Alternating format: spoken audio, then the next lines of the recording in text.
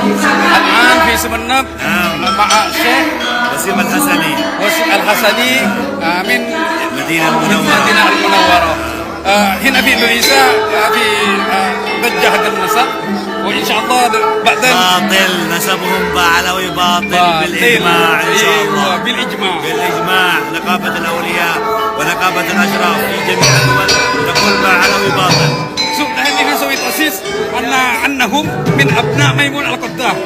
هذا صحيح. صحيح. هذا كلامهم صحيح. أهلا وسهلا. Saudara sekalian, barusan kita saksikan bagaimana seorang keturunan Nabi Muhammad SAW dan merupakan seorang ulama besar juga, yaitu beliau bernama Sayyid Qasim Al-Hasani. Nah, jadi beliau seorang ulama besar ya yang berasal dari kota suci Madinah Al-Munawwarah. Nah, beliau tadi yang kita saksikan bersama Kiai Haji Ja'far ya kalau tidak salah. Nah, jadi dalam video ini saya akan membagikan saudara sekalian, dan wajib Anda tonton bagaimana Kiai Haji Jamaluddin membabat habis bagaimana sanggahan ataupun pembelaan Hanif Alatos menantu Rizik Syihab. Nah, jadi bagaimana Kiai Haji Jamaluddin ya semuanya akan dibongkar habis apapun yang disampaikan oleh Hanif Alatos di dalam bukunya ya atau di dalam statementnya. Jadi mari kita sama-sama simak video berikut. Silakan. Adanya ijma itu terhadap nasab Alawi. Adanya ijma yang telah didakwakan atau diaku oleh Yusuf An-Nabhani, kemudian oleh Ali bin Abu Bakar As-Sakran di dalam Al-Burqatul Musiqah. Jadi sebenarnya ijma itu atau iddi'aul ijma, pengakuan adanya ijma, pertama kali itu disampaikan oleh Ali bin Abu Bakar As-Sakran 895 Hijriah. Kemudian diikuti oleh Khulasatul Asar Al-Muhibbi, kemudian diikuti oleh Syekh Yusuf An-Nabhani. Yang menjadi masalah adalah bahwa ijma itu mempunyai sebuah syarat yang khusus. Silahkan para penonton buka dalam kitab Maratibul Ijma halaman 11 karangan Ibnu Hazm, dikatakan bahwa ijma'u kulli asrin ijma'un sahihun idza lam yataqaddam qablahu fi tilkal mas'alati khilaf. Bahwa sebuah ijma itu bisa dikatakan sahih apabila tidak ada perbedaan pendapat sebelumnya. Sedangkan tentang nasab Ba'alawi, tulisan-tulisan Ba'alawi sendiri menerangkan, menjelaskan adanya perbedaan-perbedaan ulama. Kita lihat di dalam kitab Al-Burqatul Musiqah bahwa Ali bin Abu Bakar As-Sakran meriwayatkan adanya orang-orang yang tidak percaya pada nasabnya yang ada di abad ke-9 Hijriah. Kemudian diriwayatkan pula bahwa Ali bin Jadid ini pergi ke Basrah pada tahun 620 Hijriah untuk meminta isbat karena ulama-ulama di Yaman tidak mempercayai nasabiyah. Kemudian di dalam kitab Tasbitul Fuad yang diriwayatkan oleh Uqudul Almas, Ali bin Tahir mengatakan bahwa Ubaidillah lah yang pergi ke Basrah. Ini menunjukkan adanya khilaf di antara rentang waktu sejak kedatangan Ahmad bin Isa dalam versi Balawi, yang sebenarnya ini Ahmad bin Isa sama sekali tidak hijrah ke Hadramaut. Sejak kedatangannya menurut versi riwayat Ba'alawi, Ahmad bin Isa dan Ubaidillah ini sudah ditolak, tidak dipercaya sebagai turun Nabi, sehingga diutuslah Ubaidillah untuk pergi ke ke Basrah untuk isbat nasab. Ini membuktikan bahwa tidak pernah ada kesepakatan sejak kedatangan Ahmad bin Isa atau Ubaidillah ke Hadramaut. Maka bertentangan dengan apa yang dikatakan oleh Ibnu Hazm di dalam kitab Maratibul Ijma halaman 11 bahwa ijma'u kulli asrin ijma'un sahihun idza lam yataqaddam qablahu fi tilkal mas'alati khilaf. Ijma' itu bisa dikatakan sahih kalau sebelumnya tidak terjadi khilaf. Sedangkan nasab Ba'alawi ini jelas sebelumnya terjadi khilaf, maka ijma' itu tidak dapat dibenarkan. Yang kedua, yang disampaikan oleh Hanif Alatas adalah nasab itu ada metode. Satu saja metode isbat nasab terpenuhi, nasab itu sahih. Beda antara turak dan mana itu syurut. Imaduddin tidak bisa membedakan mana turak, mana syurut. Betul, Mas Hanif. Tetapi setiap tariq itu membutuhkan syurut. Dan menurut saya, seluruh metode isbat nasab tidak bisa untuk mengisbat Ba'alawi sebagai cucu Nabi. Kita buktikan. Pertama, isbat nasab itu adalah birruq'ah dengan adanya kitab. Sedangkan syarat kitab itu adalah alla takuna mukhalifatan lil usul. Tidak boleh berbeda dengan kitab-kitab sebelumnya. Sedangkan apa yang dikatakan oleh kitab-kitab yang mengisbat Ba'alawi mulai dari abad 9 sampai hari ini, yang katanya itu berjumlah 180 kitab, semuanya itu mukhalifatan lil usul, berbeda dengan kitab-kitab nasab dari mulai abad ke-4 sampai abad ke-9. Baru di dalam abad 10 kitab nasab mengatakan Ubaid ini adalah putra Ahmad. Tapi sebelumnya tidak ada satupun selama 550 tahun yang menyatakan bahwa Ubaid ini sebagai anaknya Ahmad. Maka metode kitab nasab tidak bisa untuk mengisbat Ba'alawi sebagai cucu Nabi. Yang kedua, cara untuk metode isbat nasab adalah asyuhrah wal istifadah. Apakah nasab Ba'alawi syuhrah dan istifadah? Tidak. Buktinya dari mulai abad ke-4 sampai ke-9 sama sekali tidak ada yang menyebutkan. Bagaimana sebuah nasab bisa dikatakan syuhrah wal istifadah kalau selama 550 tahun sama sekali tidak ada yang menyebutkan. Sedangkan di dalam kaidah ilmu nasab, Ibnu Hajar mengatakan innan nasaba mimma yasbutu bil istifadati illa ayyusbita ma yukhalifu. Silahkan buka kitab Al-Jawabul Jalil halaman 47. Para pemirsa bisa melihat di dalam kitab Al-Jawabul Jalil halaman 47 itu bahwa memang benar nasab itu bisa diisbat dengan adanya syuhrah dan istifadah, tetapi ada syaratnya. Illa ayasbuta ma yukhalifu, kalau tidak ada yang menentang. Sedangkan adanya Ahmad bin Isa punya anak katanya namanya Ubaid, ini ada yang menentang, yaitu kitab-kitab nasab dari mulai abad 4 sampai 9 tidak ada yang menyebutkan sama sekali Ahmad bin Isa punya anak namanya Ubaid, dan tidak ada yang menyebutkan Ubaid punya ayah namanya Ahmad bin Isa. Maka syuhrah dan istifadah tidak bisa untuk mengisbat nasab Ba'alawi, tidak terverifikasi dan tidak bisa untuk dinyatakan sahih dengan metode syuhrah wal istifadah. Yang ketiga dengan syahadah, bahwa metode isbat nasab salah satunya adalah syahadah, yaitu kesaksian dua orang laki-laki. Lihat di dalam kitab Al-Muqaddimat halaman 62. Apakah betul syahadah ini bisa untuk mengisbat nasab yang sudah ribuan tahun? Di dalam kitab Al-Muqaddimat, Syekh Khalil bin Ibrahim mengatakan, "Aqulu inna hadzal amra laysa fi subuti nasabil qabail bal yu'malu fi ilhaqi nasabi tiflin bi abi." Al-Muqaddimat halaman 62 Khalil bin Ibrahim. Bahwa dikatakan menurut Khalil bin Ibrahim, syahadah adalah memang metode untuk mengisbat nasab, tetapi dia metode mengisbat nasab seorang anak hari ini kepada ayahnya, bukan nasab qabail yang sudah ribuan tahun seperti Ubaid yang katanya punya anak Ahmad bin Isa. Bisakah dia untuk diisbat dengan metode syahadah? Tidak bisa. Maka metode ketiga dalam isbat nasab tidak bisa untuk mengisbat Ba'alawi. Kemudian metode keempat adalah iqrar.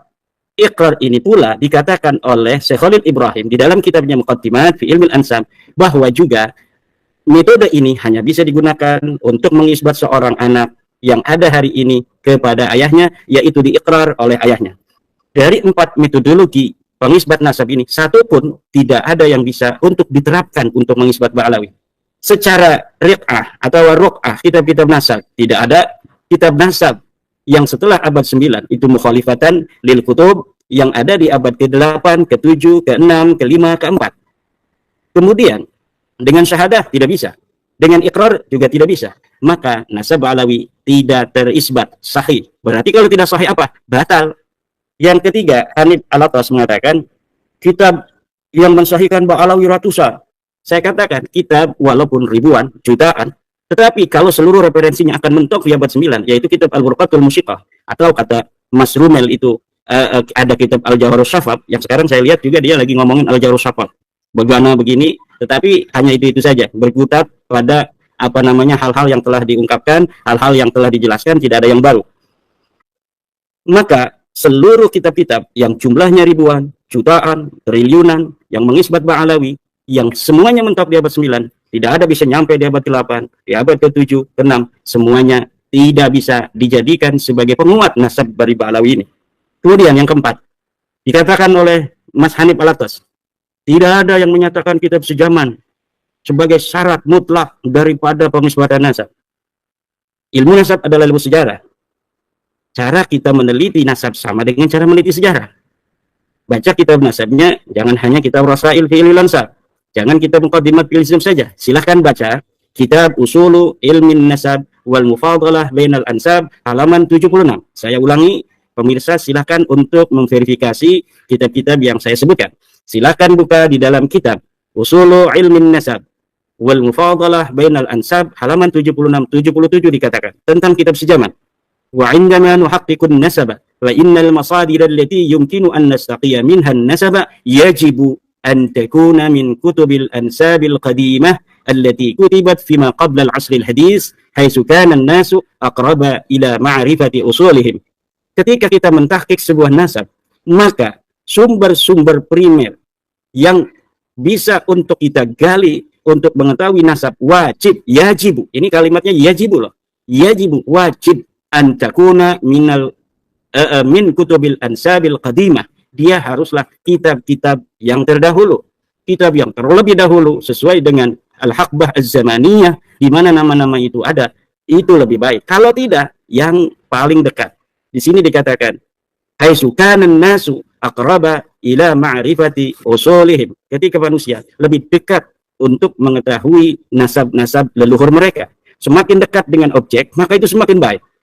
Semakin dekat, semakin baik. Jika tidak, maka di dalam kaidah ilmu sejarah disebut dengan argumentium excellentio. Maka sesuatu yang mampu kita untuk raih dari sebuah sumber yang terdekat, itulah yang dijadikan sebagai yang terpokok.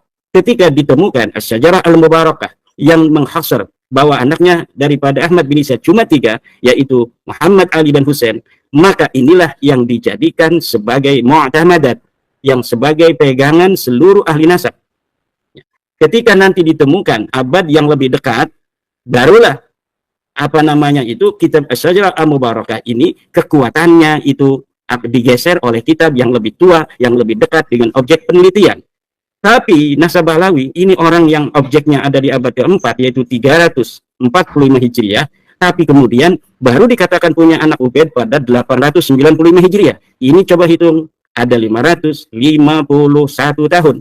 Kita genapkan 550 tahun, berita, informasi, adanya keterangan bahwa Ubaid mempunyai ayah namanya Ahmad bin Isa, atau Ahmad bin Isa punya anak namanya Ubaid, itu setelah 550 tahun baru ada. Kemudian, ini Mas Hanif Alatas untuk mempertahankan nasabnya menerjemahkan tentang kalimat ma'amkana. Dikatakan di dalam kitab nasab itu kita harus mencari kitab-kitab sejaman ma'amkana. Nah, diterjemahkan oleh Mas Hanif Alatas ma'amkana ini dengan apa? Dengan kalau bisa. Ma'amkana kalau bisa. Sedangkan kalimat ma'amkana itu maknanya bukan kalau bisa, tapi sebisanya. Coba para pemirsa ambil HP-nya, ambil laptopnya yang ada internetnya, kemudian cari itu translate Arab Indonesia. Tulis ma'amkana. Apa maknanya? Apakah maknanya seperti Mas Hanif Alatas bahwa maknanya adalah semampunya atau sebisanya, kalau bisa, ya kata Mas Hanif Alatas, kalau bisa ma'amkana. Kalau nggak bisa, nggak apa-apa, nggak pakai kitab sejaman. Makna yang sebenarnya adalah sebisa mungkin. Ma'amkana itu maknanya adalah sebisa mungkin. Ma'amkana itu maknanya sebisa mungkin. Artinya, sekuat yang kita mampu untuk mencari kitab itu, maka itu harus sebuah sejarah, sebuah nasab, harus diiringi dan diverifikasi oleh kitab-kitab sejaman. Bukan ma'amkana itu kalau bisa, kalau mau, bukan demikian. Tetapi sebisanya kita harus mencari sesuatu yang ada dari apa yang telah disebutkan oleh Amudun Nasab kita. Nama-nama ini harus ada kitab yang sejaman atau kitab yang mendekati. Seperti kitab Syajarah Mubarakah itu bukan sejaman, dia sekunder. Tapi itulah ma'amkana yang kita mampu untuk mencari seorang Ahmad bin Isa mempunyai anak 3. Sebelum itu yang lebih tua tidak ada. Itu namanya ma'amkana. Kalaulah kita bisa mencari lagi kitab-kitab yang lebih tua dari Asy-Syajarah Mubarakah yang menentukan anaknya itu hanya 3, menghasar, itu kita akan mencari lagi, tapi memang tidak ada. Yang ada hanya kitab Asy-Syajarah Al-Mubarakah yang menghasar anaknya itu 3. Sedangkan yang menambahi ada di kitab abad ke-9 Hijriah. Maka yang ada di abad 9 Al-Burqatul Musiqah, tanda kutip Al-Jawharus Syafaf, kemudian Al-Baha Ad-Durar, atau disebut dengan kitab Al-Masra'ur Rawi, itu semua Al-Ghurrar Al-Masra'ur Rawi itu terbantahkan semua, tidak bisa dijadikan sebagai masadir, tidak bisa dijadikan sebagai maraji. Kenapa tidak bisa dijadikan sebagai maraji? Maraji itu harus ada masadir. Kalau misalnya sebuah maraji tidak berdasarkan masadir, ini maraji ini adalah sekunder, masadir ini adalah primer, yang paling dekat. Maka maraji ini diabaikan. Apalagi ketika maraji ini bertentangan dengan masadir, seperti Al-Burqatul Musyiqah bertentangan dengan apa namanya itu kitab Asy-Syajarah Mubarakah. Maka itu Al-Burqatul Musyiqah, Al-Jauharus Safa, Al-Ghurar, Al-Masra'ur Rawi, Al-Juz'ul Latif, semuanya harus diabaikan. Kenapa? Karena mu'aradah, bertentangan dengan kitab yang lebih tua. Demikianlah cara bekerja ahli sejarah itu, Mas Romel ya. Nah, katanya ahli sejarah, tapi kitab sejaman, kitab primer, kitab sekunder diabaikan, hanya surah dan istifadah. Ini sejarah cenayang namanya. Ini sejarah orang-orang yang ngaku historian, ngaku sejarawan, tapi tidak memerlukan sumber. Ini sejarawan cenayang namanya. Kemudian yang kelima, yang keenam, saya catat ya dari apa-apa yang disampaikan oleh Mas Hanif Alatas. Kata Mas Hanif Alatas, kalau kitab sejaman diterapkan, maka nasab Nabi Muhammad rungkat. Naudzubillah, summa naudzubillah min dzalik. Nasab Nabi Muhammad itu, Mas Hanif, sampai Adnan itu diberitakan oleh baginda Nabi besar Muhammad sallallahu alaihi wasallam di dalam hadis. Bahkan di dalam hadisnya itu hadis riwayat Muslim. Dikatakan dalam kitab riwayat Muslim itu bahwa Nabi Muhammad SAW itu dari Kinanah. Ya. Nabi Muhammad itu dari Kinanah. Ini jangan sampai kita gara-gara kita untuk itu mempertahankan nasab, ini menjadikan Nabi Muhammad nasabnya sebagai bemper. Naudzubillah summa naudzubillah. Nabi Muhammad itu nasabnya melalui wahyu. Wa ma yantiqu 'anil hawa in huwa illa wahyu yuha. Di dalam Al-Quran disebutkan bahwa Nabi Muhammad itu, orang-orang Arab itu keturunan Ibrahim. Millat abikum Ibrahim. Agama ayah-ayah kalian. Siapa ayah kalian? Ibrahim. Itu kumnya kepada siapa? Kepada orang-orang Quraisy. Ini menyatakan bahwa wahyu sendiri mengatakan Nabi Muhammad, orang Arab itu keturunan daripada Ibrahim. Ini sudah nas Al-Quran. Adapun amud dan nasab sampai Nabi Ibrahim tidak dibutuhkan lagi. Untuk mengisbat Nabi Muhammad keturunan Ibrahim tidak butuhkan amud dan nasab. Karena sudah ada Al-Quran yang menyatakan. Kemudian mengenai Nabi Muhammad SAW sebagai keturunan daripada Kinanah, itu hadis mengatakan dari riwayat Muslim. Jadi tidak perlu lagi kita membawa-bawa nasab Nabi Muhammad dalam perdebatan nasab Ba'alawi yang memang tidak terverifikasi. Kalau rungkat sendiri aja, jangan bawa-bawa junjungan kita Nabi besar Muhammad sallallahu alaihi wasallam. Bawa juga nasab Wali Songo, bawa juga nasab Syekh Abdul Qadir Al-Jilani, nyari-nyari teman. Gak usah lah. Kita pertahankan saja apa dalil-dalilnya dari nasab Balawi untuk menyambungkan daripada nasab Balawi itu. Jangan bawa-bawa nasab Nabi besar Muhammad SAW. Kita nanti akan masuk dalam su'ul adab, naudzubillah. Su'ul adab itu kepada Rasulullah ini bahaya ini. Kemudian kepada nasab-nasab Wali Songo, kita bisa perdebatkan lagi nasab Wali Songo. Semakin hari ini kita semakin mendapatkan banyak sekali bukti-bukti historis tentang nasab Wali Songo. Semakin digali Wali Songo ini karena memang sosok historis di masa lalu, semakin digali, ini semakin bermunculan. Dari Aceh datang, dari Uzbekistan datang, dari Pakistan datang, dari Maroko datang dan sebagainya. Nanti kita tinggal al-jam'u. Jadi jangan bawa-bawa nasab Wali Songo lah di dalam bagaimana mempertahankan nasab Balawi. Kalau Wali Songo kepada Balawi sudah jelas semua keturunan Wali Songo yang mu'tabar dari Naqabah Ansab Auliya Tis'ah itu menolak nasab Balawi nyambung menurunkan Wali Songo. Dari Aceh menolak, dari Uzbek, dari Pakistan, Maroko dan sebagainya. Paling beberapa orang aja yang masih dari Wali Songo yang memiliki keyakinan seperti pada zaman-zaman kolonial itu bahwa Wali Songo berasal dari Ubaidillah. Itu hanya beberapa gelintir orang saja. Jadi saya mohon pada Mas Hanif ini jangan bawa-bawa nasab Wali Songo dalam perdebatan nasab Balawi. Pertahankan aja nasab Balawi. Bagaimana nasab Balawi ini bisa pertahankan? Dan sampai detik ini tidak bisa dipertahankan. Kenapa? Karena memang datanya nggak ada. Kemudian kesimpulan Mas Hanif Alatas itu tidak satu pun bisa menjawab 12 pertanyaan daripada tesis saya. Dan telah nyata bahwa metode-metode menetapkan nasab tidak bisa mengisbat nasab Balawi. Saya kira poin-poin itu Mas Rifi yang itu disampaikan oleh Mas Hanif Alatas yang perlu untuk saya respon.